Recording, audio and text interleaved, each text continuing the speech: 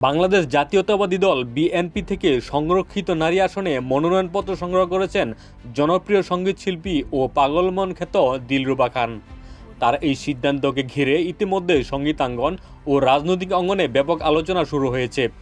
মনোনয়নপত্র সংগ্রহের পর গণমাধ্যমের সঙ্গে কথা বলতে গিয়ে দিলরুবা খান জানান, দীর্ঘদিনের রাজনৈতিক বিশ্বাস, দলের প্রতি আনুগত্য এবং দেশের জন্য বৃহৎ পরিসরে কাজ করার আগ্রহ থেকেই তিনি নির্বাচনী প্রক্রিয়ায় যুক্ত হওয়ার সিদ্ধান্ত নিয়েছেন।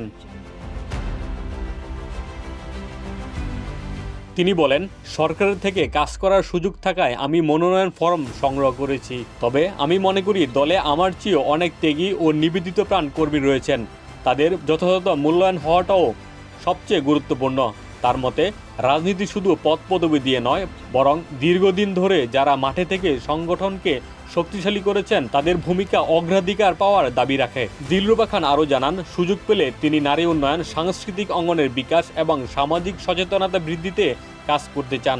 একজন শিল্পী হিসেবে তিনি মনে করেন সমাজের পরিবর্তনে সংস্কৃতি কর্মীদেরও গুরুত্বপূর্ণ ভূমিকা রয়েছে। তিনি অতীত অভিজ্ঞতার কথাও উল্লেখ করে বলেন, বিএনপির রাজনৈতিক অবস্থানের কারণে একসময় তিনি বেতার ও টেলিভিশনে কিছুটা উপেক্ষার মুখে পড়েছেন বলে অনুভব করেছেন।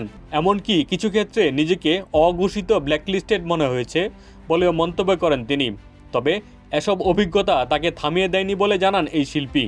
তার বিশ্বাস, সময়ের সঙ্গে সঙ্গে পরিবেশ পরিবর্তন হয় এবং সঠিক সুযোগ পেলে শিল্পী ও সাংস্কৃতিক ব্যক্তিরাও জাতীয় পর্যায়ে অবদান রাখতে পারেন।